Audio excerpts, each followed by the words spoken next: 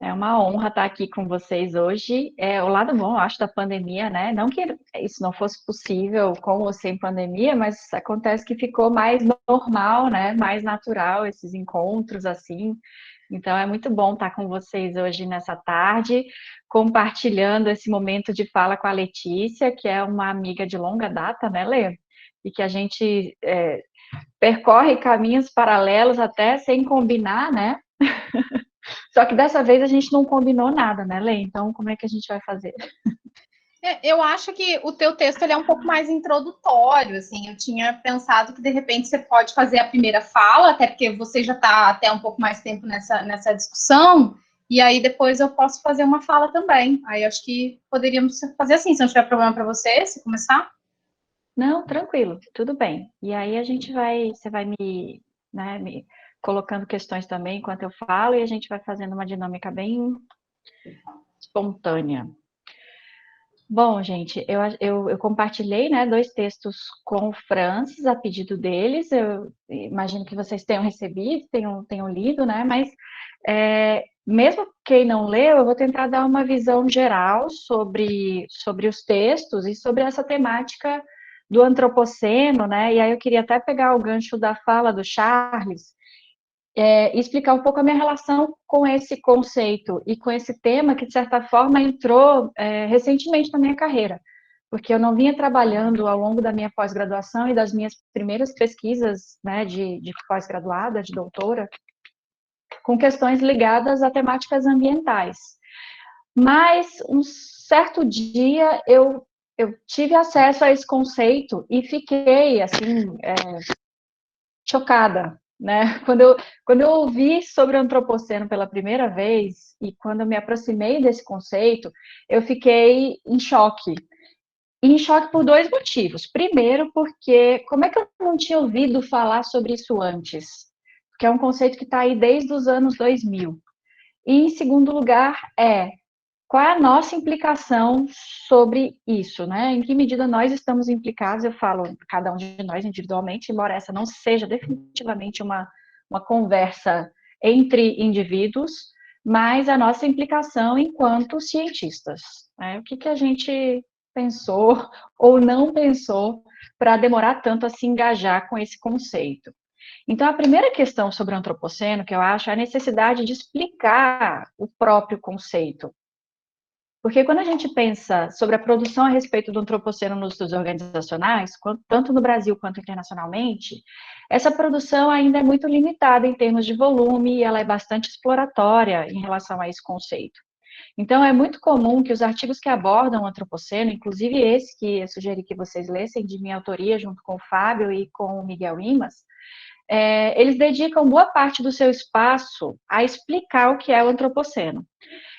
É comum que esses artigos tragam a história, né, que ainda é recente desse conceito, e essa história começa nas ciências da natureza, no início dos anos 2000, mais especificamente na área da geologia e nas discussões a respeito das evidências químicas e estratigráficas dos efeitos da ação humana sobre a geomorfologia da Terra e a composição química dos gases atmosféricos. Isso quer dizer que a ação humana tem deixado vestígios em rochas e tem sido possível captar esses vestígios também na composição atmosférica, na acidificação dos oceanos e por aí vai. Já já vou chegar nessa questão também, né? Então, primeiro, essas discussões começam lá na geologia e na especulação a respeito dessa nova época geológica em que nós já estaríamos vivendo, que é uma época marcada por transformações causadas pela força humana. Todas as outras épocas geológicas e eras geológicas foram iniciadas por forças da natureza. E pela primeira vez a gente tem uma força da natureza também, mas uma força animal, né, a força dos seres humanos, transformando a geomorfologia da Terra. Embora essa ideia, esse conceito, né, tenha sido colocado pela primeira vez lá nos anos 2000, numa reunião científica da área da geologia, a ideia do antropoceno é mais antiga e ela vai remeter lá aos anos 30 e 40, ou seja, não é tão novo assim, não é tão nova essa percepção de que a ação humana tem arado profundamente o planeta. A palavra antropoceno ela vai surgir nos anos 80 quando o Eugene Stormer usou o termo pela primeira vez numa arena científica. E aí, em 2000, nesse evento científico lá da área da geologia, o Paul Crutzen retomou esse termo, num momento que parecia propício para adesão a esse termo. Então, a partir dos anos 2000, a gente começa a ver cada vez mais fortemente referências ao antropoceno. O Crutzen e Stormer escreveram um artigo seminal sobre o tema em 2000, que é intitulado O Antropoceno. E em 2002, o Crutzen escreveu um artigo para a revista Nature, intitulado A Geologia da Espécie Humana, né? Geology of Mankind, the Anthropocene. E aí o termo ganhou um uso informal na ciência da geologia, porque até hoje a Sociedade Internacional de Geologia não reconhece que nós estejamos nessa nova época geológica, não por falta de evidências, mas porque as discussões na geologia a respeito de mudanças de época são muito longas, né? E não há nenhum indício de que a gente vá ver o antropoceno se tornando oficialmente uma época geológica em breve. Só que esse conceito, ele caiu, assim, na opinião pública e científica com uma ênfase muito grande. E aí o termo, além de ter ganho esse uso informal na geologia, atraiu uma grande atenção midiática, merecendo até a capa da revista The Economist de maio do ano 2001.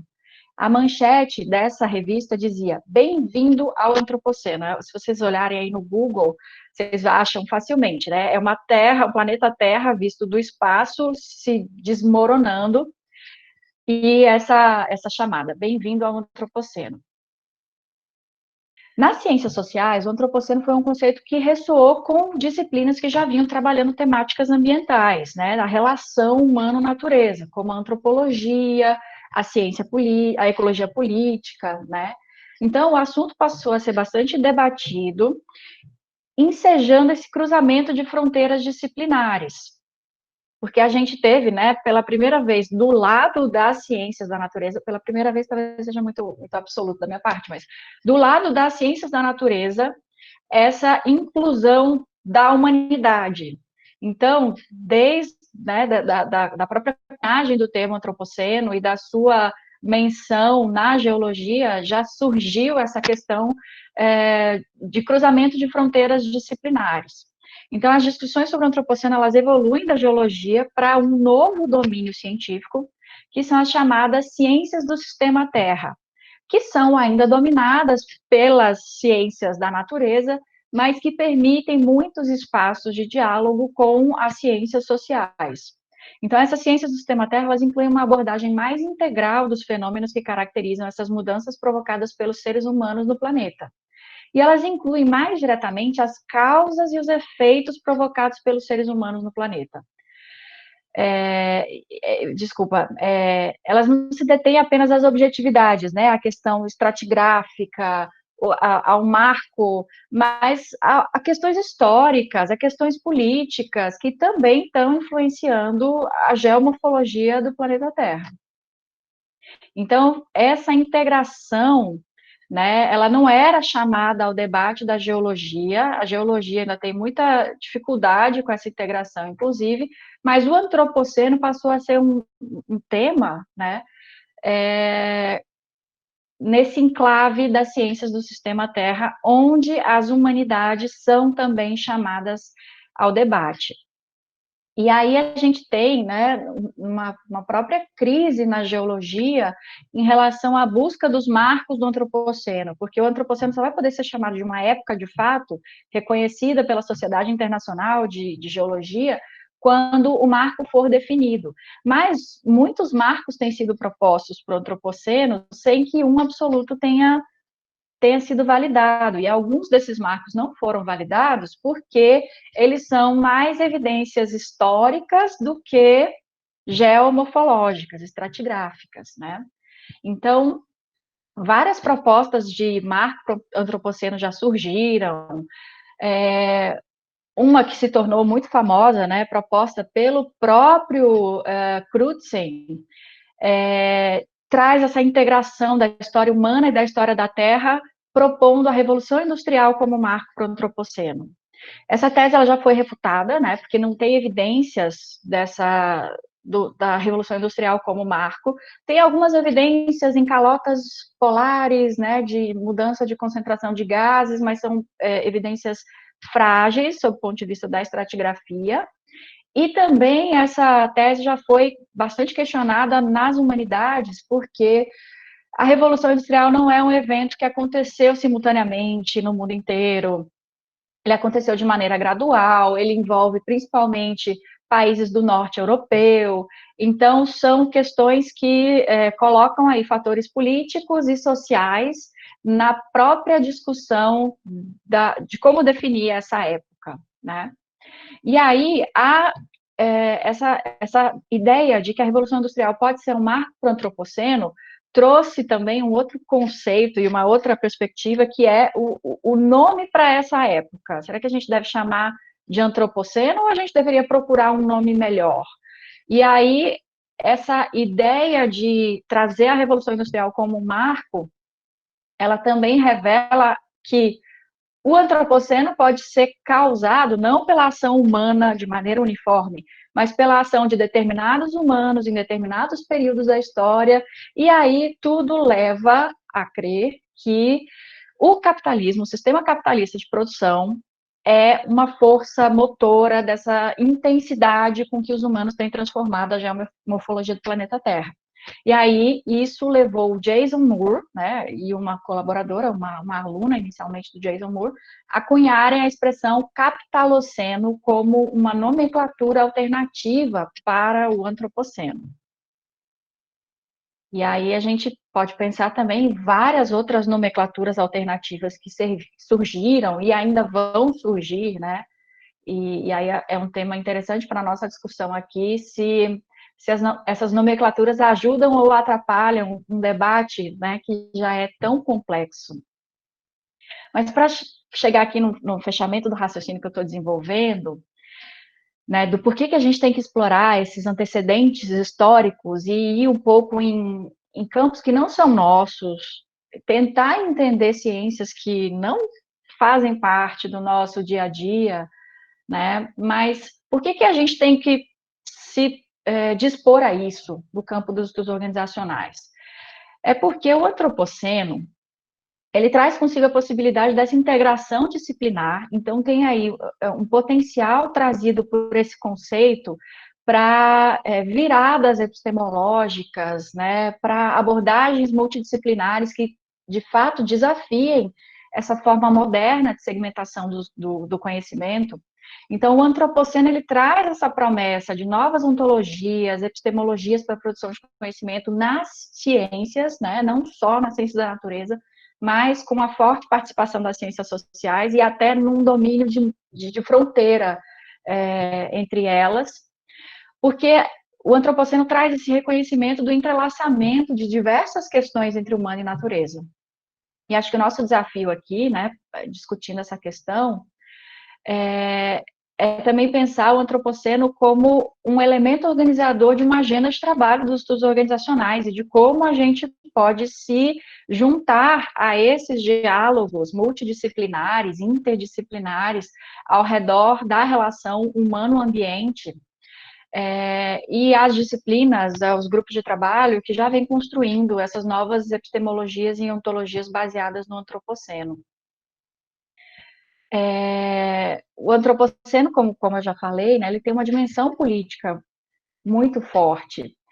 E eu acho que é nesse ponto que a gente mais tem a contribuir, porque se a gente parar para pensar, né, deixando de lado aí, ou em suspenso essa perspectiva do capitaloceno, né, de que foi o sistema capitalista de produção que nos levou a esse estado de coisas chamado de antropoceno, mesmo que a gente não concorde com essa tese, tem um elemento muito presente no capitalismo, que são as organizações, que definitivamente são uma força, né, é uma forma de agir humano que potencializa e muito as transformações no ambiente.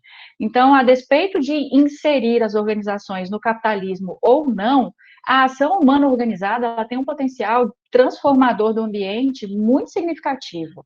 E a gente não pode se eximir desse debate, né, dessa conversa, e das implicações do fenômeno organizacional, historicamente desenvolvido, nessas transformações do ambiente, né?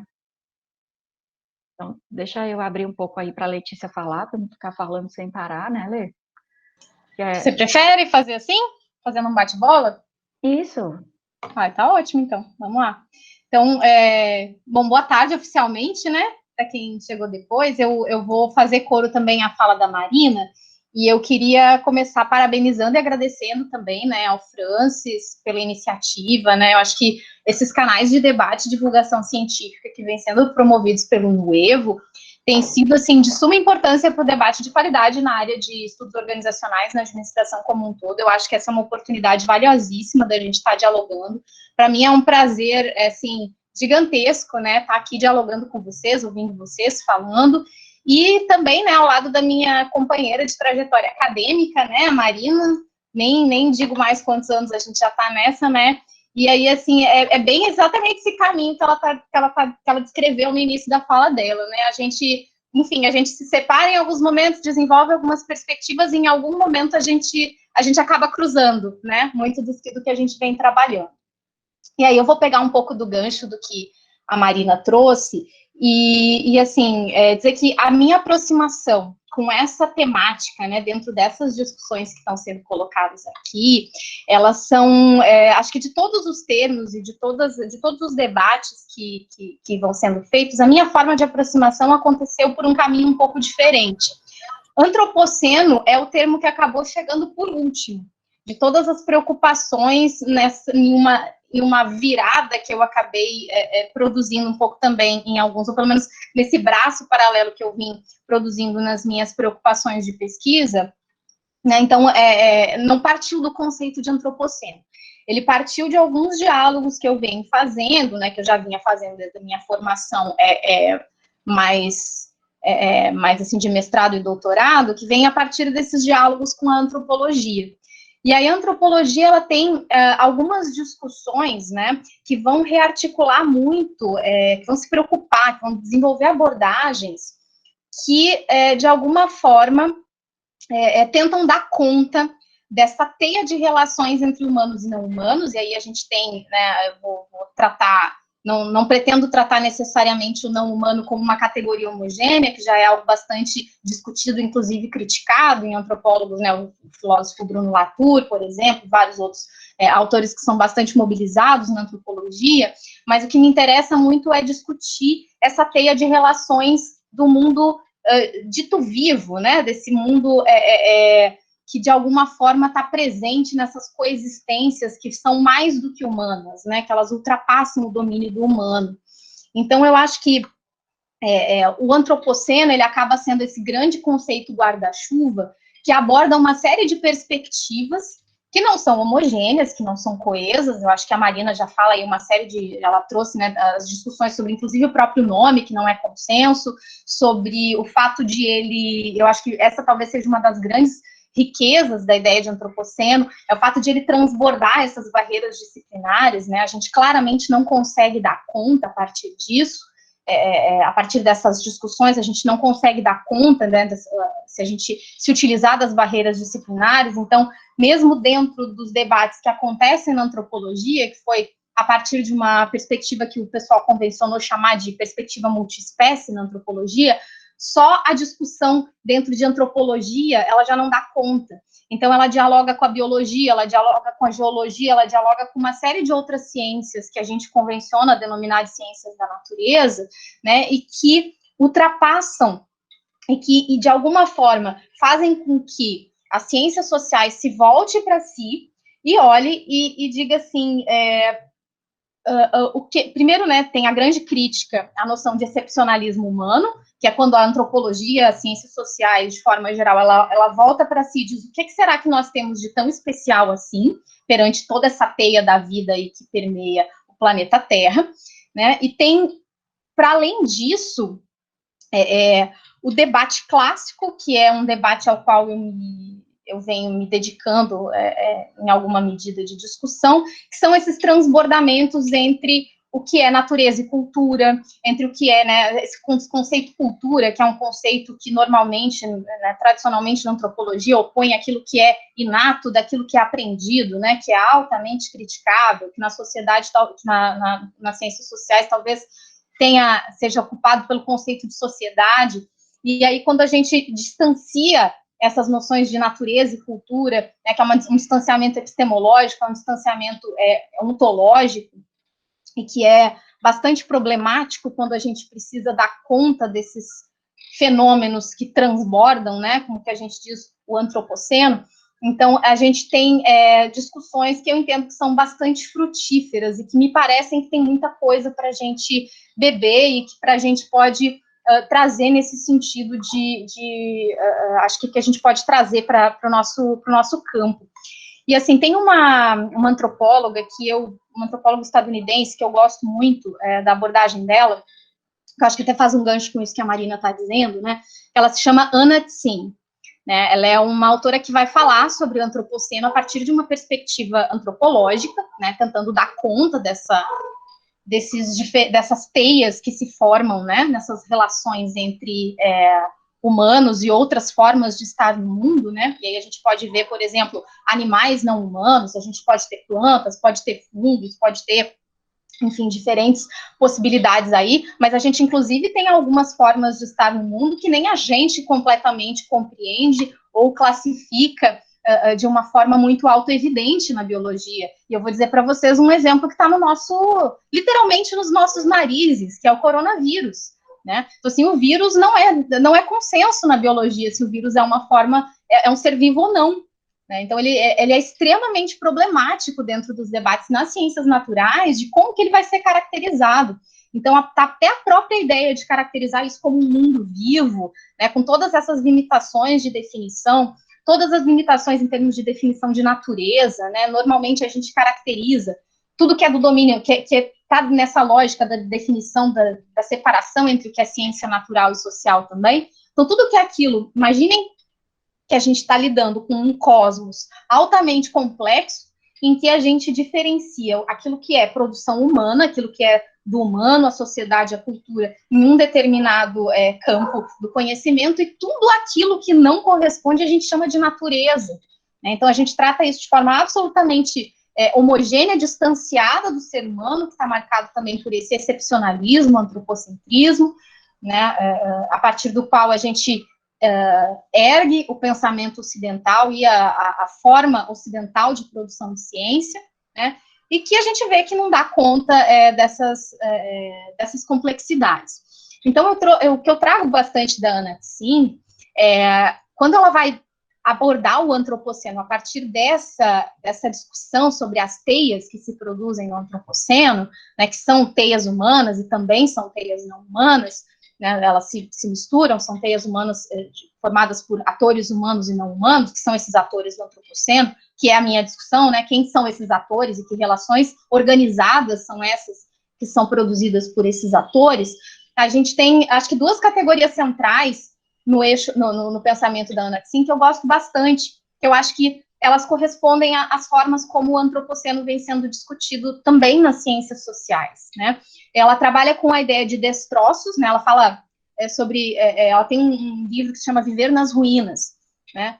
E aí ela vai trabalhar com dois eixos centrais para discutir isso que ela chama de viver nas ruínas, que é esse momento contemporâneo, né, desse antropoceno que a gente vive, né, dessas categorias centrais. E aí o que ela vai dizer? Que uma categoria é a categoria de destroços, né, que tem a ver com esse ecossistema de crise, de catástrofe, né, com essas práticas destrutivas, enfim, e também a categoria de reparação, que eu acho que também é uma abordagem que esse guarda-chuva do antropoceno ele acaba abrigando. Então, não é só uma questão de tecer análises enfim, discussões, enfim, sobre o que está feito e o que está posto em termos desse cenário de crise e catástrofe. Mas também, na categoria de reparação, existe um chamado para uma agenda, que eu vejo isso em vários outros estudos dentro desse grande guarda-chuva do antropoceno, que tenta discutir possibilidade de coexistência, possibilidade de saídas, possibilidades de subversões, brechas, né? E aí, segundo ela, o antropoceno ele vai nos forçar a pensar e confrontar a extinção e sobrevivência. Né? Então, assim, o que eu consigo produzir a partir daí? Então, eu acho que é bem interessante, eu vou fazer mais uma fala, depois passo para a Marina, a gente pode fazer esse bate-bola, de que, às vezes, quando eu tenho me dedicado, em alguma medida, a dar conta dessa crítica e dessa reflexão, né, sobre esse dispositivo antropocêntrico especista operando no pensamento administrativo. Então, eu discuto muito assim, essa invisibilização. Eu comecei me dedicando a animais não humanos, mas eu acabei, né, eu posso falar um pouco sobre essa minha pesquisa que eu desenvolvi, que eu encaminhei o texto para leitura, posso falar mais adiante, é uma pesquisa teórico-empírica, e aí, como alguém que continuou nesse diálogo ou que segue nesse diálogo com a antropologia por um tempo, é um estudo etnográfico, mas quando a gente tenta, de alguma forma, se dedicar a isso, né, e se dedicar, em alguma medida, a esses debates ontológicos, epistemológicos, enfim, e identificar isso e refletir sobre isso, sobre os impactos dessas heranças que a gente tem e que a gente carrega na nossa forma de produção de conhecimento em estudos organizacionais, isso pode, em alguma medida, passar uma ideia, né, quando a gente fala de talvez trabalhar com uma abordagem não antropocentrada, mas pensar biocentrada, ou centrada de outras formas que não seja necessariamente no ser humano, ou também num conceito que a Marina costuma mobilizar também no estudo dela, né, o orgocentrada, né, centrada nas organizações, que isso não é necessariamente um exercício filosófico abstrato e distanciado da ação, né? Eu acho que o que talvez a gente tenha, me parece mais interessante nessa abordagem do antropoceno, que eu acho que a gente pode discutir, trazer para nós, e que eu acho que tem um grande potencial de contribuição aí também, e da emergência de trabalhar com isso, precisamente porque me parece que essa discussão ela vai ter implicações muito importantes na forma como a gente vive, como a gente organiza, como a gente administra, como a gente gere, né? E aí, assim, acho que um exemplo disso também é uma reflexão que eu venho construindo também com uma parceira de pesquisa, que é a Ana Carolina Júlio, né, também lá da UFES, que a gente discute essas relações organizadas no contexto da pandemia de coronavírus. E aí a gente vai discutir o Covid-19, né, a Covid, de forma imersa numa teia de práticas organizativas que não vai dizer respeito só ao humano. Inclusive, a gente publicou um texto recentemente no blog do Nuevo sobre isso. Então, assim, essa discussão ela é uma discussão teórica, ela é uma discussão epistemológica, ela é uma discussão ontológica, mas que ela vai pautar, no fim das contas, me parece, a possibilidade da gente produzir outras formas de organizar. Né? E aí eu acho que um pouco o estudo teórico-empírico que eu desenvolvi foi nesse sentido, de tentar buscar essas outras formas de organizar nessa perspectiva de produção dessa teia. Né? E aí eu trabalhei com essa ideia da perspectiva multiespécie em contexto urbano, eu estou falando de organizar multiespécie, mas eu acho que a gente pode pensar isso em contextos um pouco mais amplos, que não necessariamente só é restrito à ideia de cidade, acho que a gente pode pensar em outros contextos diferentes.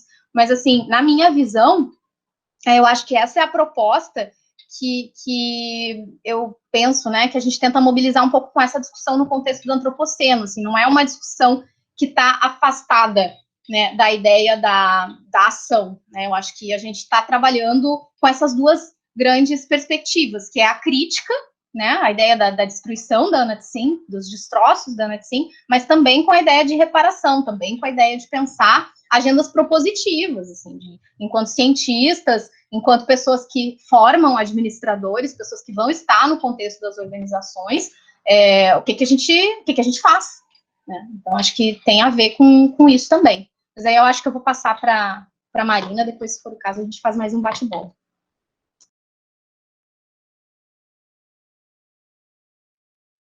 Obrigada, Lê. Eu quero aproveitar vários elementos da sua fala, né? E assim, primeiro, uma questão que eu acho bem interessante, assim, do que você falou, é que o conceito de antropoceno surgiu por último nessa sua reflexão sobre epistemologias multiespécie, né? Sobre essa relação humano-natureza. E aí, eu quero deixar claro aqui, né, nesse nosso momento também de ensino-aprendizagem, que várias questões do antropoceno são, sim, trabalhadas nos estudos organizacionais, né? Não é que está tudo chegando agora, de maneira nenhuma. A gente pode trabalhar certas questões nesse guarda-chuva conceitual do antropoceno e dentro de epistemologias que estão aí nessa crise, ou que se mostram, né, mais capazes de interagir com a crise que o conceito de antropoceno vem a colocar. Mas essas questões, né, ambientais, elas já vêm sendo colocadas há bastante tempo nos estudos organizacionais, e aí a gente pode falar, por exemplo, né, da questão das emissões de gases causadores do efeito estufa, responsável pelo aquecimento global. É uma questão que já vem sendo colocada há muito tempo, sem que o antropoceno precise ser mencionado.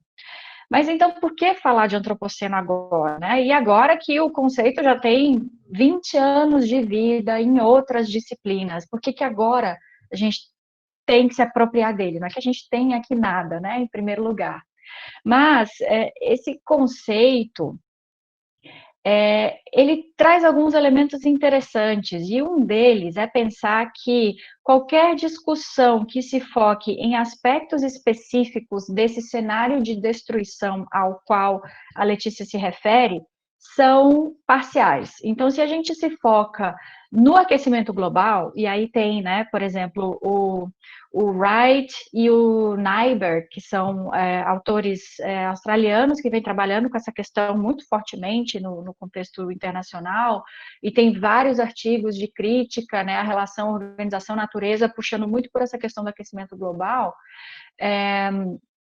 Eles colocam essa questão no nosso campo, mas eles não mencionam os outros limites planetários que também já estão sendo rompidos, né? Quando a gente fala das ciências do sistema Terra, tornou-se muito popular essa visão dos limites planetários para uma vida humana segura, porque isso também é importante de ser mencionado, né? O planeta Terra não vai acabar se a gente acabar, né? A gente está cometendo uma série de atos suicidas, levando conosco várias outras espécies e várias outras formas de existir, mas o planeta Terra vai continuar existindo. Então, esses limites planetários são para a vida humana, né, nas condições em que ela floresceu. E são 9 limites, dos quais 3 já foram comprovadamente ultrapassados, né? Tem um quarto que é exatamente o aquecimento global, que está em discussão, mas eu acho que ninguém em sã consciência consegue negar, né? E aí, quando eu penso nessas questões fragmentadas, por assim dizer, quando a gente se foca em um limite e não nos outros, né? O risco que a gente corre é de que nos espaços e nas brechas dos discursos, algumas perspectivas positivistas invadam o pensamento da ciência da administração e dos estudos organizacionais a respeito das questões ambientais. Porque o risco, né, de ultrapassar os limites, ou o risco dos limites que já foram ultrapassados, eles podem ser pensados também a partir de abordagens que os consideram gerenciáveis e que já consideram uma vida pós-apocalíptica, né, uma vida nos destroços, como rentável e lucrativa para uma série de pessoas e de organizações. Então, já existe até um nome para essa perspectiva, né? Ela foi chamada pelo Clive Hamilton de Technofix, e tem alguns apoiadores muito importantes e muito ricos, né, como Elon Musk, Bill Gates, que têm investido pesadamente no desenvolvimento de tecnologias e comprado, né, e adquirido, registrado várias patentes ligadas ao Technofix.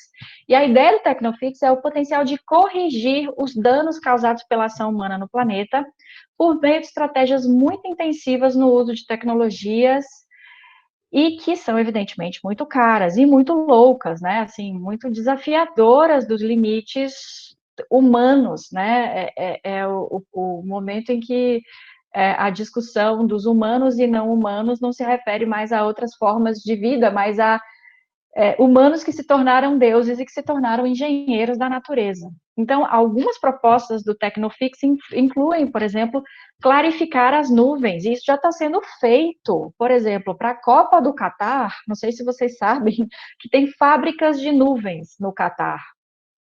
E que a ideia é que durante a Copa de 2022, será que o coronavírus vai deixar ter? Não sei, né? Mas a tecnologia para produzir nuvens artificialmente já está em funcionamento, literalmente a todo vapor no Catar. E em alguns lugares aí perdidos no meio do oceano já estão sendo feitos esses testes de clarificação de nuvens, que aumenta o potencial de reflexão da luz solar. Então, tudo bem a gente acabar com as calotas polares, né, por causa do aquecimento, porque aí não será mais o gelo que refletirá a luz solar, a radiação solar, mas essas nuvens potencializadas, nuvens clarificadas. Tem também o spray de sulfato em atitudes atmosféricas, que já vem sendo também testado. Tudo isso sem que ninguém tenha nos perguntado. Tudo isso sem que a gente tenha tomado conhecimento e trazido essas questões para um debate público amplo. Essas tecnologias estão sendo testadas e patenteadas. Outra delas é adubar os oceanos. Essa acho que é a mais famosa, né? Adubar os oceanos para aumentar o potencial de captura de carbono por bactérias que vivem nos oceanos e que fazem essa síntese carbono-oxigênio. Então, é muito importante que a gente se informe sobre essa perspectiva do Tecnofix, porque estudos em tecnologia, em economia e em gestão já vêm calculando não só as perdas causadas pelas mudanças climáticas e por esses cenários aí, né, pós-apocalípticos, mas também calculando, especulando sobre as possíveis oportunidades que a consequência do rompimento desses limites planetários podem representar para economias e empresas. Então, acho que um questionamento importante e pertinente para a nossa área é justamente qual a responsabilidade das organizações no rompimento desses limites e de todos eles integrados, né? E algumas perspectivas que têm trabalhado com o rompimento desses limites têm passado ao largo ou absolutamente por cima dessas questões epistemológicas e críticas e especulado esse cenário, né, nos destroços, deixando muita gente de fora, uma perspectiva extremamente excludente. E aí vocês podem fazer uma busca, por exemplo, por artigos sobre o mercado de carbono na área da gestão. São vários. Então, a gente tem muitos artigos publicados desde o ano 2000, por exemplo, sobre o mercado de carbono, mas a gente tem raríssimos artigos sobre crítica a esse mercado de carbono. Felizmente, boa parte deles vem da área dos estudos organizacionais, né? Mas essa integração e é essa potência crítica que o conceito de antropoceno traz. É por trazer tudo isso junto, né? Esse questionamento dessa crise de rompimento de limites planetários e do reconhecimento dos limites, que eu acho que é algo que não é muito natural ao pensamento na administração, porque a gente vem dessa matriz positivista que não entende limites, que não entende a perspectiva de que é preciso frear o desenvolvimento, é preciso frear o aumento de lucratividade, os níveis de exploração dos recursos humanos e dos outros recursos naturais. Então, tudo isso é um problema ainda muito, muito sério para a nossa área, né? E quando a gente se refere a limites planetários, a gente está falando em limitar mesmo. Tem algumas visões, né, que com mais ou menos rigor científico, tem proposto essa questão dos limites planetários, né? E aí a gente tem, por exemplo, a economia circular, né? A lógica lá do Donut Economy, que coloca essa questão dos limites de maneira bem gráfica. Então, em alguns campos da gestão, a gente tem, né, estudos sobre economia circular, por exemplo, que estão incluindo limites, mas eu acho que a gente ainda tem muito que avançar nessas discussões e o conceito de antropoceno ajuda a gente a situar esses limites, né? Então, Leto, quer falar alguma coisa? Vamos alternar? Passa a bola para ti agora. Pode ser, pode ser. Eu vou só fazer uma fala, então, rápida também, para a gente não perder tempo, né? Acho que a gente pode jogar para as perguntas, não sei se vai ter mais alguma coisa que a Marina queira falar, mas essa perspectiva, eu só vou falar um pouquinho sobre essa questão, né, das possibilidades de existência e coexistência humana. Eu vou só falar muito rapidamente desse estudo teórico-empírico, porque eu acho ele particularmente interessante, e veja que, assim, eu estava fazendo esse estudo falando sobre zoonoses, né, muito antes, assim, eu fiz esse estudo de campo em 2018, nem pensava em pandemia na época, e eu acho que muitas das reflexões que eu acabei produzindo, né, a partir do estudo que eu fiz, né, desse material que eu tinha encaminhado para o Francis. Esse foi um trabalho que eu apresentei no ano passado, no CEBEL, mas que ele já tem um desdobramento de algumas reflexões que eu faço sobre essa ideia desse organizar multiespécie na cidade, para pensar essas possibilidades de existência e coexistência dessa teia, né, em ambiente urbano, em espaço urbano, que, enfim, eu acho que pode ser interessante. Foi um estudo em que eu fiquei, eu não falei onde é que ele foi publicado, né? Ele foi publicado como um capítulo num livro sobre cidades, que se chama Prática, História e Gestão de Cidades, que foi organizado pelo Luiz Alex Saraiva e pela Ana Silvia Ipiranga. Ele saiu agora, acho que faz 1 ou 2 semanas. Então, nesse capítulo, são algumas reflexões que eu acabei tecendo a partir desse estudo, em que eu tento, de alguma forma, né, dialogar com essa epistemologia relacional, eu tento, de alguma forma, tentar, eu tento construir, né, uma abordagem que desloque um pouco uma perspectiva antropocentrada, para pensar um pouco essas práticas de organização, né, dos espaços urbanos, entendendo as organizações da cidade, as formas organizativas, né,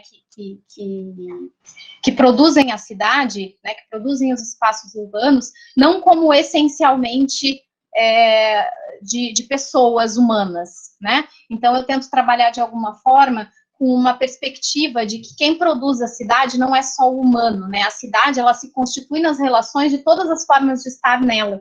Então, eu estava estudando durante um período, eu acompanhei, fiquei durante 14 meses acompanhando o trabalho no antigo centro de zoonoses, e eu acompanhei logo depois de um período de transição para quando os centros de zoonoses passaram a ser atividades vinculadas ao SUS. Eles não eram assim, eles passaram a fazer parte do sistema de saúde. Então, isso provocou uma série de mudanças nas práticas, né, que, em alguma medida, tentaram se dar conta, né, de um conflito que eu acho que hoje ele é muito presente nas práticas de organização urbanas, de forma geral, quando a gente pensa principalmente, né, esses vetores de doenças que são zoonoses, né, que passam para pessoas, porque se elas não passam para pessoas em geral, elas não são problematizadas, elas não são discutidas, não são fruto de atenção das políticas públicas, mas se elas são, de alguma forma, contaminadas com seres humanos, elas pautam essas práticas, né? Então, assim, esse conflito entre, por um lado, uma leitura biopolítica das zoonoses, né, que é vista, que faz com que a zoonose seja vista como uma ameaça a ser enfrentada com medidas eugênicas de guerra sanitária, e aí certamente vocês já devem ter ouvido falar na tal da carrocinha, que carregava cachorro e levava para fazer sabão, tinha, né, a história. Tirando a parte do sabão, todo o resto é verdade. A prática de eutanásia era protocolo para lidar, por exemplo, com doenças como a raiva, né? A prática da eutanásia em cães de forma indiscriminada. E, por um outro lado, também a gente vê a emergência de uma série de novas moralidades sobre a proteção animal, que, por enquanto, estão abarcando alguns mamíferos, alguns animais, né? Então, a gente não vê, por exemplo, a mobilização que se tem sobre o extermínio de cães, a gente não vê a mesma mobilização, por exemplo, para extermínio de ratos ou mosquitos, né? Então, a gente pode problematizar isso, porque que determinadas espécies, em determinados contextos, são construídas historicamente como pragas, mas eu acho que a grande discussão que eu acabei trazendo nesse texto foi de comparar um pouco práticas de organização ou práticas gerenciais que lidam, né, em contexto urbano com duas doenças que são diferentes. Então, tem um caso muito bem sucedido, que é o caso de controle da raiva humana, em que o Brasil e o SUS é referência, né? Então, pensar o seguinte, que ano passado nós tivemos, perto de países como a Índia, que tem milhares de casos de raiva humana todos os anos, nós no Brasil, nós temos 13 casos de raiva humana no Brasil. Tivemos 13 casos de raiva humana em 2019, que é um número, assim, para a população brasileira, é uma proporção, assim, muito baixa, considerando que a raiva é uma doença endêmica aqui no Brasil, né? E ela é transmitida pelo morcego. Então, o morcego passou a ser protegido por lei, cachorro não pode mais ser eutanasiado da forma como era, a não ser que você siga uma série de protocolos. Então, isso demandou das práticas de organização, isso demandou do poder público, de alguma forma, toda uma outra lógica de trabalho, que foi os esforços de gestão que eu acompanhei, que passaram a ser reconhecidos como exemplos muito bem-sucedidos de políticas públicas, que não passam pela exterminação eugenista de cães na rua, mas que passam pelas vacinações em massa, que passam pelo trabalho integrado do SUS, né, que passa pelo reconhecimento da agência do cachorro, que passa por uma série pelo reconhecimento da agência do morcego, pelo entendimento do comportamento do morcego no espaço urbano, né, entendendo que se você matar um morcego hoje na rua é crime, né. Então, claro que a gente pode considerar as fiscalizações, que elas não funcionam, mas que a gente tem uma forma muito diferente de lidar com isso, né? E aí eu estou comparando essas forças-tarefa de combate à raiva humana com as forças-tarefa de combate à dengue, que elas são ainda muito focadas no modelo que é criticado dentro das áreas competentes, como principalmente ciências da vida, como um modelo mosquitocêntrico, né? Ele vai tratar como forma de controle às arboviroses o combate ao mosquito.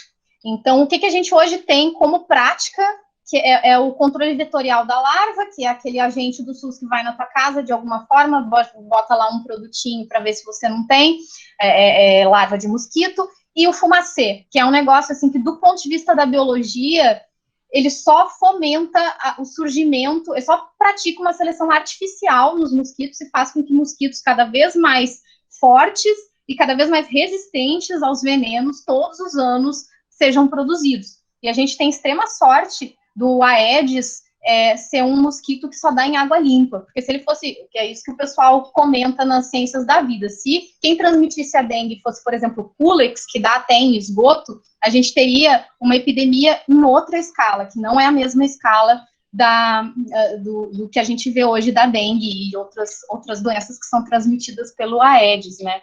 Mas, enfim, acho que uma coisa que eu acabo problematizando nesse texto, né, é um pouco essa discussão desse combate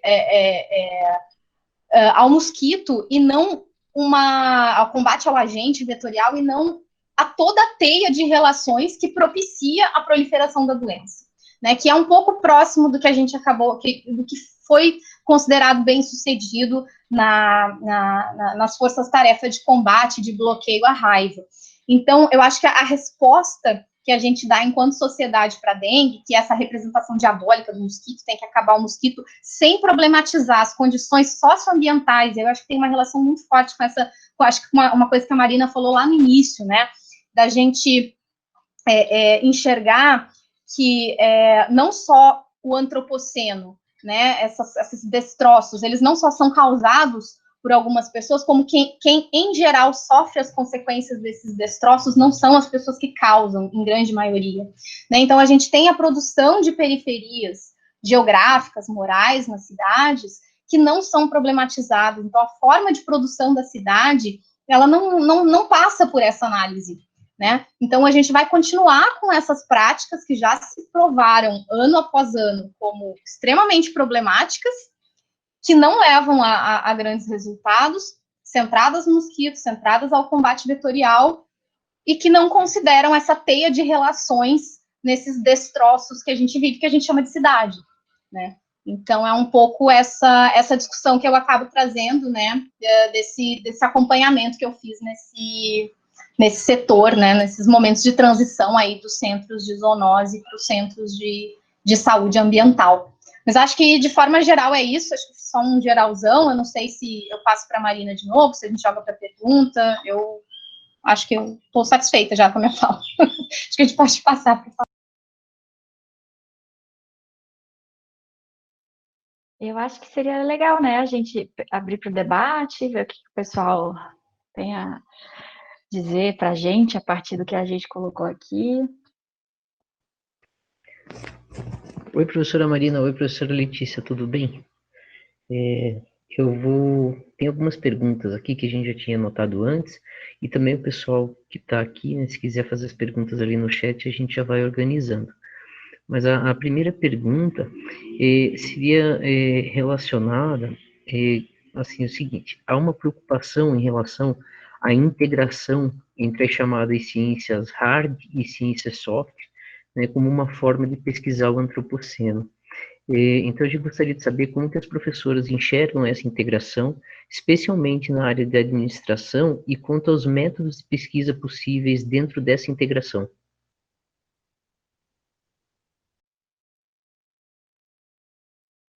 Lê, queres começar?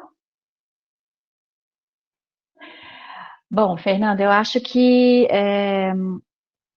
a gente, por entrar um pouco tarde no debate, né, os estudos organizacionais entrarem um pouco tarde no debate, a gente tem que seguir o que outros campos já têm feito e, de certa forma, se beneficiar das conquistas que já foram produzidas por outros campos. Então, a gente tem aí na antropologia, na sociologia, e principalmente na ecologia política, né, não que haja assim uma separação estrita entre essas ciências aí que eu mencionei,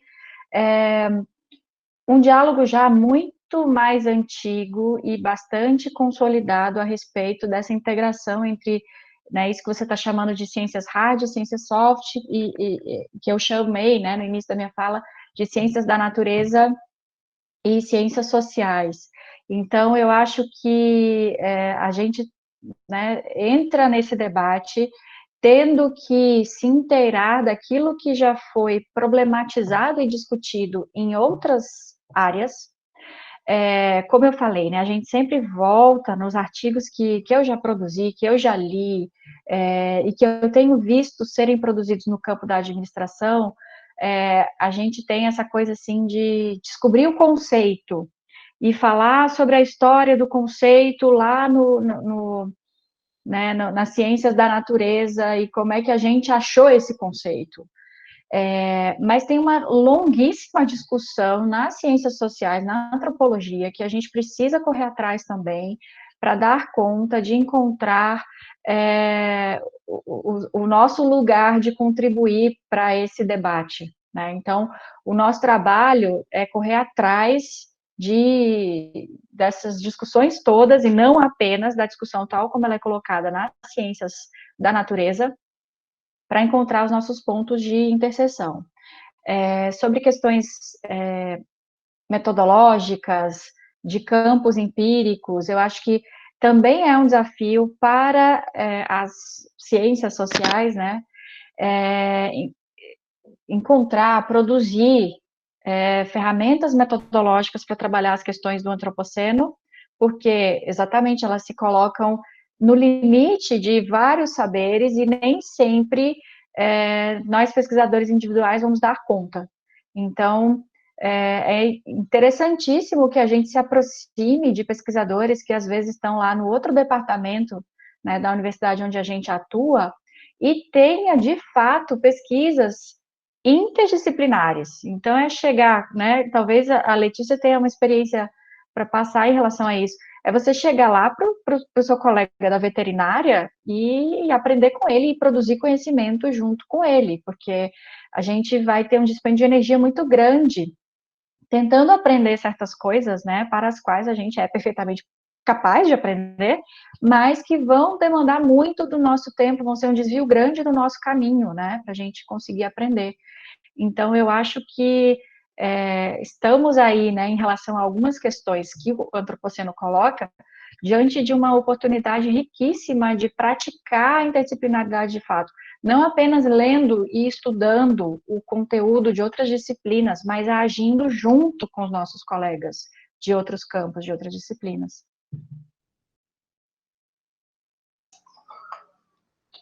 E acho que complementando um pouco o que a Marina está colocando, que eu acho que é muito interessante, eu penso que é bem por aí mesmo, a gente precisa, para conseguir de alguma forma entender o nosso lugar de contribuição, a gente precisa se situar no debate, né, de como que isso vem sendo feito, e aí talvez um pouco nesse sentido, as minhas incursões pela antropologia acabaram me levando para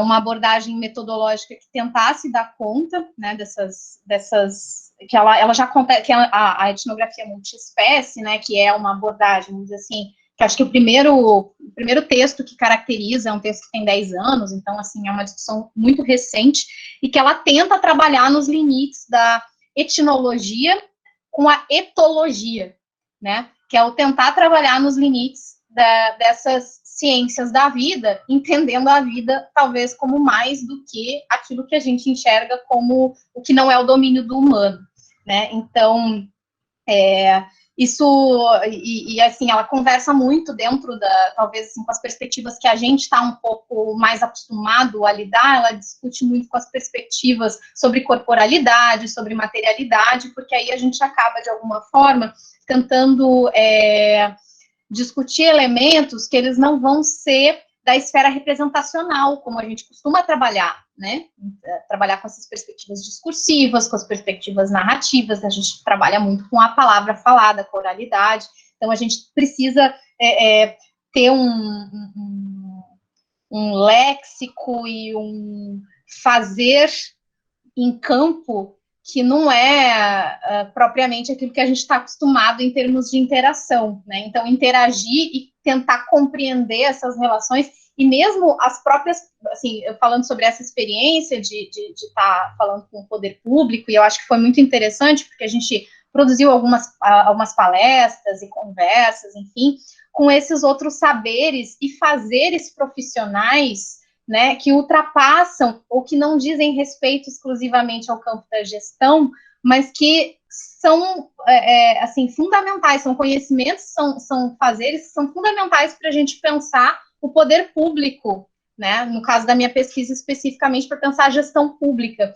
Então, pensar toda a gama de agentes de saúde com que eu precisei acompanhar no dia a dia, os veterinários, biólogos, enfim, a gente tem uma série de profissões, de fazeres profissionais que ultrapassam aqueles que a gente está acostumado a dialogar.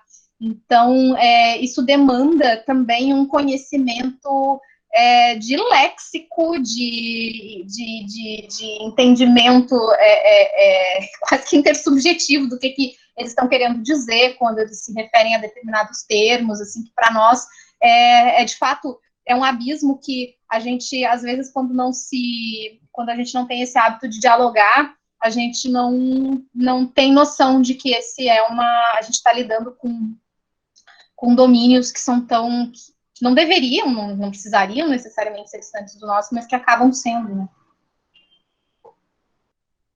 Perfeito, professoras, muito obrigado. Daí tem uma pergunta do Vinícius Galante, que ele pede que as professoras, se possível, né, explorem mais a noção de capitaloceno, e ele pergunta quais os argumentos que nos aproximam e nos afastam desse conceito em relação ao antropoceno e a outros conceitos relacionados.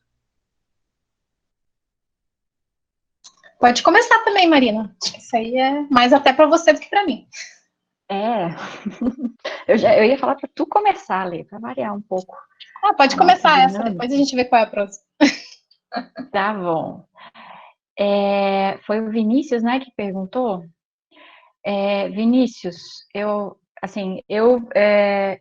acho, acompanhando essa discussão, né, do antropoceno nas ciências sociais, eu acho que o sucesso imediato do termo capitaloceno foi estrondoso, assim, né?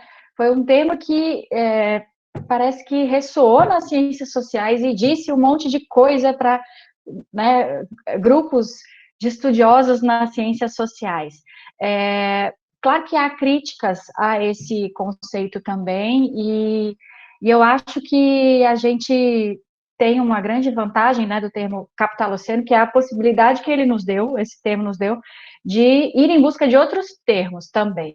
Então, eu vejo que é muito importante a gente criticar o capitaloceno, embora, né, ele tenha trazido mesmo o antropoceno para as ciências sociais, né, para questões políticas, Tem outros termos também, tem um termo que foi cunhado pela dona Haraway, Letícia, me ajude a pronunciar, tá? Que é o Chuloceno. É isso aí, certinho.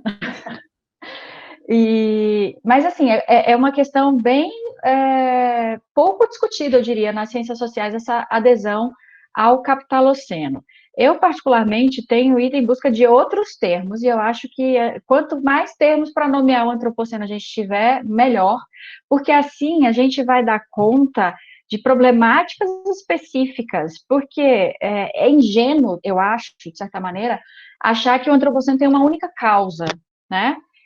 Ao passo que é totalizante demais chamar o antropos, né, sem nenhuma outra discussão política, sem nuances, né, dessa humanidade, desse homem,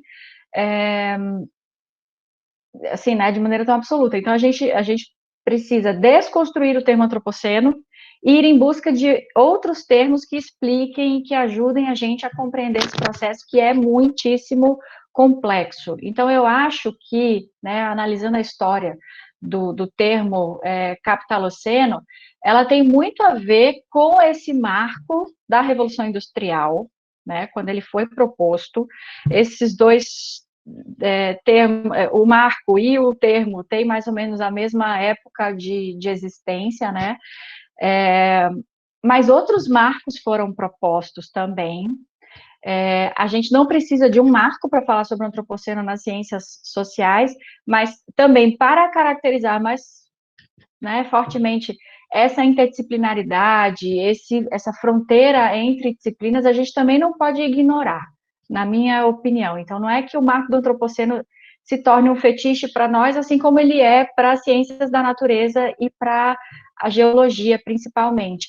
Mas eu acho que quando a gente sobrepõe os fatos da história da Terra com os fatos da história humana, para produzir o significado, né, para produzir esse conceito, isso tem uma potência muito grande, né, nesse esforço interdisciplinar. Então, tem outros marcos, tem dois marcos que eu acho que são muito importantes. Um deles, por ser bem consolidado já, né, o marco mais aceito, talvez, né, que é o Orbit Spike. E o Orbit Spike, ele fala de uma questão muito importante para nós, latino-americanos, e para um debate pós-colonial, né? Porque o Orbit Spike vai associar, vai definir o marco do antropoceno em 1610. E a explicação para esse marco, né, que ele foi encontrado na casca das árvores, né, as árvores, quando elas vão crescendo, elas vão formando os anéis ali, e num anel que pode ser identificado como referente ao ano 1610, notou-se uma redução muito significativa nos níveis de emissão de CO2. E a explicação para isso é a invasão das Américas e o genocídio dos povos originários das Américas. Então, vejam só o significado, né, os tantos significados históricos, sociais, políticos desse marco. Então, a gente tem a Revolução Industrial e o capitaloceno, né? Claro que o capitalismo é um fenômeno global, mas associado a uma visão de mundo, né, e a processos históricos e políticos muito localizados, né, e que foram exportados para outros lugares do mundo.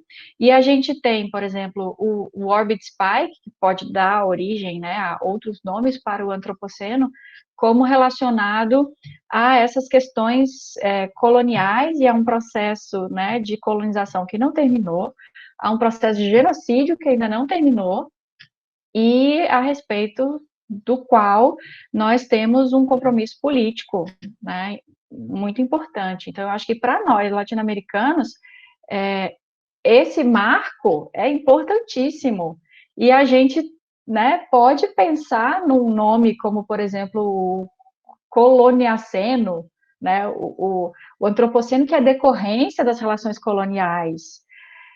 Um outro marco muito importante, esse sim, ele não é um marco só, eles são vários e vários marcos, né, que é a tese da grande aceleração. Os artigos são dois, né, artigos da tese da grande aceleração, um que vai falar da grande aceleração que aconteceu lá em 1950, esse primeiro artigo ao qual me refiro é de 2004, ele vai relacionar várias atividades econômicas com o rompimento de vários limites planetários, e vai sobrepor esses gráficos e dizer, olha aqui, como é bem evidente, bem visível, que a partir de 1950, ou seja, não foi lá desde o início do capitalismo, né?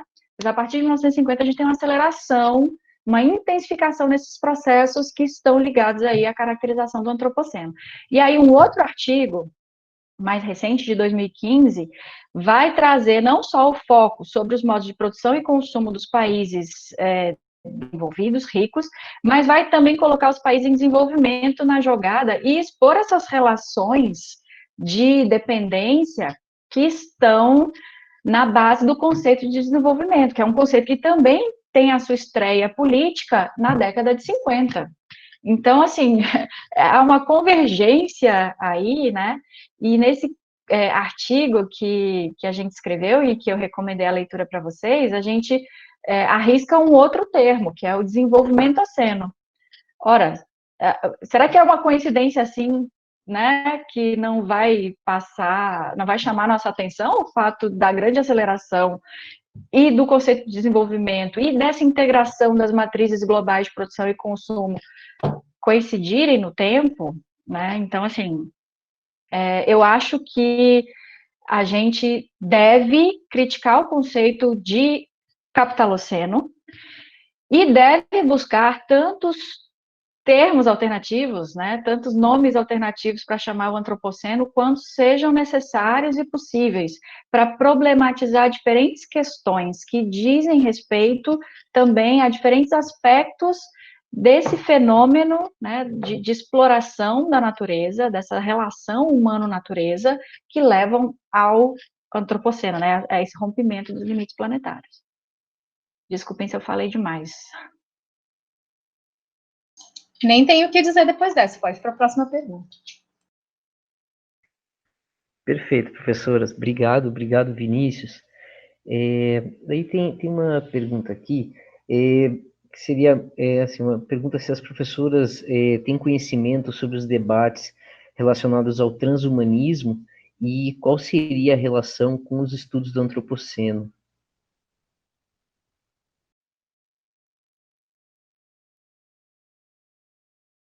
Vai lá, Lê.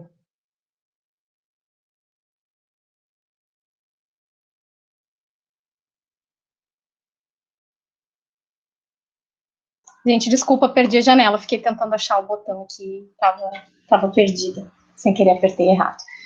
Então, eu não estou muito por dentro desses debates, né? Eu tenho algumas discussões, assim, que podem, talvez, né, tangenciar um pouco algumas dessas discussões com as quais eu tenho contato. Seria principalmente, acho que, a partir do trabalho da Donna Haraway, que seria, ela é uma autora que conversa, né, ela bebe muito a partir das discussões, ela é uma filósofa e ela tem formação na área de biologia também, e ela tem, acho que, uma produção que se chama, em português, o Manifesto Ciborgue, em que ela vai fazer algumas reflexões muito interessantes sobre essas relações humanos e não humanos, e também essas relações com a tecnologia, né, enfim, a partir de transformações de corpos e das materialidades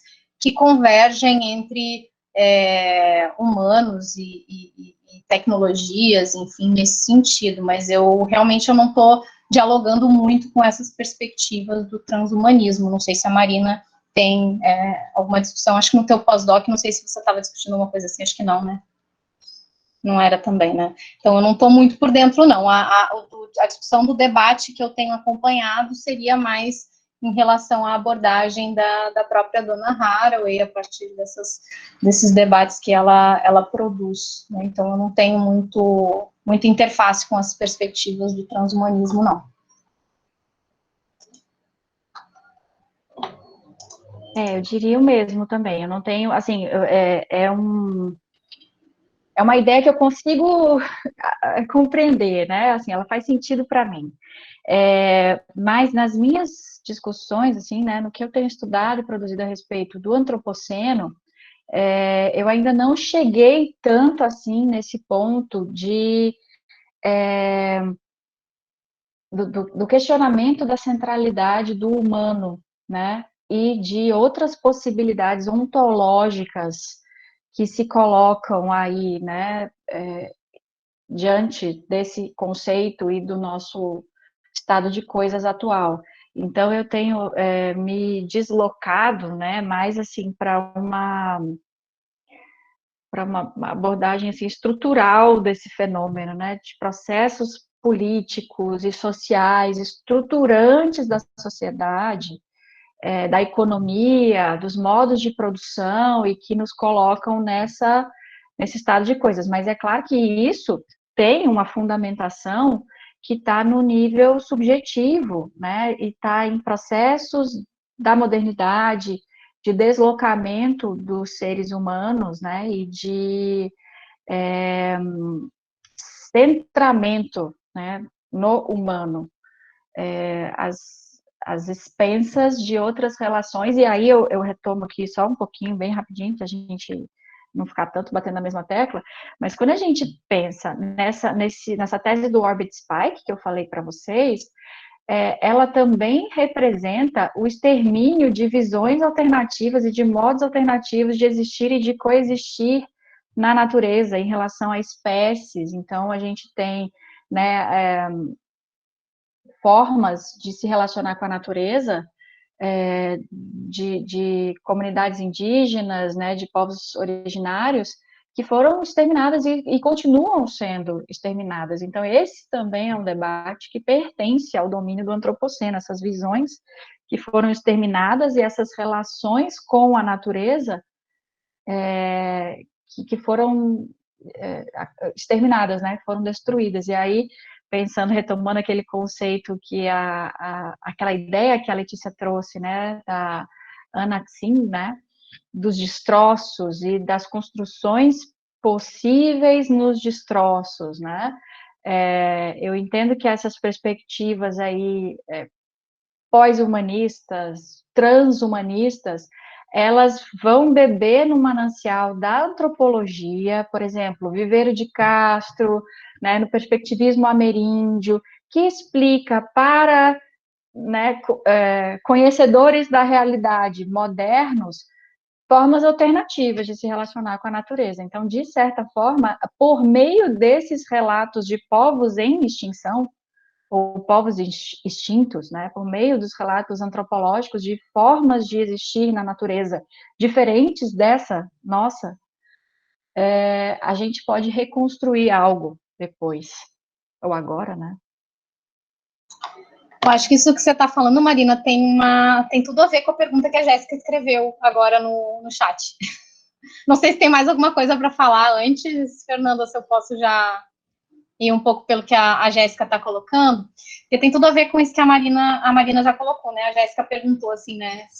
Já que o conceito de antropoceno, né, aproxima natureza e cultura, como é que a gente pensa a medida de reparação que não vai recair numa perspectiva de ter que fazer nuvem artificial, né? Então, vamos dizer assim, as saídas, né, que esses diálogos, por exemplo, em antropologia vêm sendo feitos, eles vêm sendo feitos muito presentemente a partir de perspectivas decoloniais que se dedicam a, de alguma forma, entender alternativas que não sejam, né, essas nossas formas, porque a gente também tem que pensar que a própria ideia de natureza e cultura como ela é concebida, ela é uma ideia inventada, né? Ela tem, ela rende tributos a uma perspectiva cartesiana, dualista, que divide mente e corpo, que divide natureza e sociedade, homem, natureza, que divide alma, enfim, que eu tenho uma série de lógicas binárias de oposição de formas de existir, ou de materialidades e imaterialidades, que é algo da filosofia ocidental, né? Então, quando a gente vai para filosofias outras, isso se dá tanto a partir desses relatos etnográficos, que é um pouco do que a Marina estava dizendo na fala anterior dela, mas inclusive por pensadores que são pessoas que por interlocuções que partem a partir de pensadores que pertencem aos povos originários, né? Então, tem um autor que eu gosto bastante, que é o Ailton Krenak, por exemplo, que fala, né, sobre, acho que ele tem agora esse ano, acho que teve uns 2 ou 3 livros, assim, que foram publicados muito recentemente, em alguma parte, em que ele fala um pouco disso, né, de como dar conta um pouco desses destroços a partir de uma perspectiva dos povos originários, né, deles conversando. E aí eu acho muito interessante que eles vão partir de uma discussão dizendo assim, e acho que tem muitos vídeos no YouTube do Krenak falando, eu acho ele fantástico, e tem falas ótimas, e aí ele olha e diz assim, né, ele conversando com as populações brancas, lá que estão recebendo ele dentro de uma universidade, ele olha para o branco e diz assim, eu não sei por que vocês estão tão apavorados com o fim do mundo, porque o nosso mundo já acabou há muito tempo, e a gente está lidando com o fim do mundo desde então. Né? Então, assim, isso desloca um pouco a nossa perspectiva. Claro que a gente vai entender que as formas de impacto, elas vão ter suas peculiaridades e suas particularidades, mas que de alguma forma nos desloca e nos faz pensar um pouco sobre essas formas de lidar com esse fim, né? Já que talvez não seja o fim de tudo, esperamos que não seja, pelo menos da nossa espécie, esperamos que tenhamos uma certa continuidade, mas que talvez, e aí muito celebradamente deveria ser feito, um fim da forma como a gente vive, né? Que é o que a gente estava falando antes de começar a nossa conversa aqui, né? De dizer assim, por que pensar num novo normal se o antigo normal tinha problema, né? Quem sabe a gente não precisa de um normal, né? Então, eu acho que essas discussões que são pautadas, né, e eu acho que a partir disso, né, a perspectiva do Smiley Índio, tem uma série de discussões e de perspectivas e de visões de mundo que acabam, de alguma forma, desafiando essas concepções tradicionais, e aí a gente tem filosofias também de povos quilombolas e de outras produções, que são outras formas de lidar com essa teia que nos circunda, que não são as formas com as quais a gente construiu e que a gente entende como corretas e como adequadas de lidar com isso que a gente chama natureza e do qual a gente faz questão o tempo todo de se distanciar, né? Então, nós somos natureza também, né? Então, a gente tem essa tendência de pensar, e as perspectivas preservacionistas de natureza, elas entendem também a natureza como uma produção intacta, separada e distanciada do humano.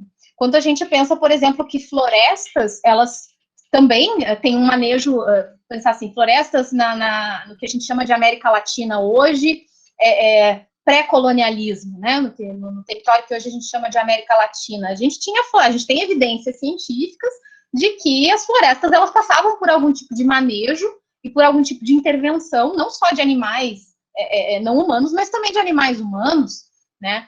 Então, a gente não precisa lidar com essa perspectiva de distanciamento em que nós somos algo absolutamente normal, que deveria ser visto como distanciado do restante, né? Então, tem algumas perspectivas, inclusive, dentro da antropologia, que preferem não trabalhar com a ideia de natureza, né? Então, a gente vai ter alguns autores que vão querer trabalhar junto natureza e cultura. A Donna Haraway é uma autora que tenta fazer isso, ela tenta, inclusive, ela junta as duas palavras, chama nature culture, né? Ela tenta dar conta disso. Mas tem algumas perspectivas na antropologia que vão dizer, que vão rejeitar o conceito de natureza e vão tentar trabalhar com a ideia de cosmos, né? Pensando que os atores que compõem esse cosmos, que não necessariamente vão ser humanos e que, em grande maioria, não vão ser humanos, eles têm agência e eles são atores políticos. A gente pensar emissão de CO2, pensar efeito estufa, pensar... só para ficar nesses exemplos, talvez coronavírus, né, são atores, são agentes que organizam também as nossas formas de existir, né? Então, a gente talvez tenha um caminho em que a gente possa se colocar menos como alguém que vai ensinar, prescrever ou impor, que talvez para a nossa ciência, para a nossa área seja um pouco difícil, tentar se colocar um pouco nesse lugar, de aprender, de olhar e ver assim, bom, e aí? O que estão fazendo? Vamos tentar vamos ver o que a gente consegue aprender disso? Então, eu acho que também essas perspectivas, elas podem contribuir nesse sentido também. Eu acho que é isso, já falei demais também. Perfeito, professoras, obrigado. A gente tem só mais uma... Fernanda, eu posso Oi, ainda perdão. falar Claro, uma palavrinha em professora, por relação a favor. essa pergunta da Jéssica? Porque, assim, pensando nessas medidas de reparação, né, elas vão também recair nas nuvens artificiais, viu, Jéssica? Elas vão, porque a gente já ultrapassou limites planetários, por exemplo, né, o aquecimento global, existe aí um negacionismo do aquecimento global, que já é um fato, a gente não consegue se manter nem no limite do Acordo de Paris mais, não tem mais como, né? A gente possivelmente já ultrapassou 1,5 graus de aquecimento e nada mudou. Então a gente vai precisar, né? E no futuro próximo a gente vai ter que lidar com essas tecnologias da geoengenharia do clima, a geoengenharia da vida marinha, a gente vai ter que lidar com isso. Agora a questão as questões, né? Primeiro, quem é que vai pagar por isso? As pessoas que vão pagar por isso são só aquelas que foram mais diretamente responsáveis nesses acordos climáticos, né? Representantes de países insulares estão sempre gritando, né? Pedindo atenção dos líderes mundiais para o fato de que as suas nações estão afundando. E aí, quem é que vai resgatar os povos dessas nações, que se tornam refugiados, por exemplo, né? Povos de nações insulares da Oceania se tornam refugiados na Austrália e são tratados da pior maneira possível. Eles não têm para onde voltar, eles estão chegando muito perto desse limite de não ter mais país para onde voltar. Então, a gente vai pagar por isso, todo mundo vai pagar por isso, todo mundo vai pagar por essas medidas de reparação e elas vão custar muito caro e esses caras aí aos quais eu já me referi, eles já estão patenteando as tecnologias que vão ser usadas. Agora, a questão que a gente precisa abrir o olho desde já é como impedir que essa visão de futuro aí se concretize dessa maneira, né? Mas pensando na lógica do capitaloceno, é assim que ele opera. O capitaloceno concentra os lucros e compartilha os prejuízos. E os prejuízos ambientais já estão sendo vividos por mais de 1/3 da população mundial, e vão ser vividos por todo mundo vai pagar essa conta da reparação. Agora, o que nós podemos fazer, enquanto estudiosos das organizações, que temos familiaridade com a economia, que temos uma certa maneira de falar, né, que talvez possa ser mais influente sobre certos setores mais conservadores da sociedade, a gente pode falar numa linguagem, né, que o pessoal do Fórum de Davos entenda. Então, assim, o que a gente vai fazer, né? Como é que a gente pode se colocar aí em relação a essas questões? E, por exemplo, não só falar do sucesso do mercado de carbono, mas do seu enorme fracasso em reduzir os níveis de emissão, falar dessas perspectivas e da possibilidade da criação de fundos, né, dos países que mais consomem.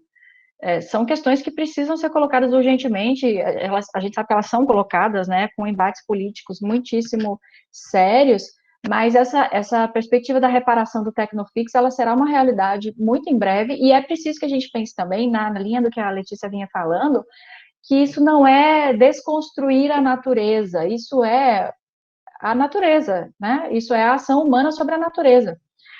Uma das teses, a Letícia estava falando, né, do manejo florestal. Uma das teses do antropoceno, que é a tese dos solos antropogênicos, vai dizer que o antropoceno começou quando as primeiras mudanças nos solos, na composição dos solos, acontecem. E esses registros foram coletados na bacia do Rio Amazonas. Então, vejam só, né, o manejo, a mudança do ambiente, ela tem sido feita há muito tempo. Qual é a diferença?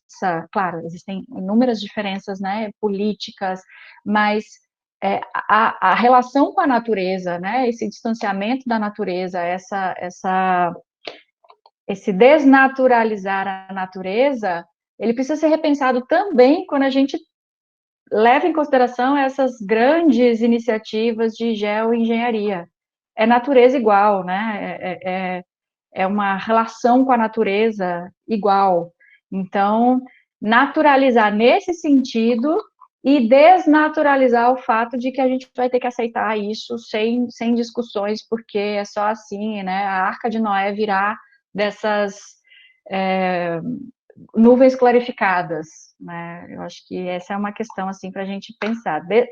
Naturalizar isso por um lado e desnaturalizar por outro.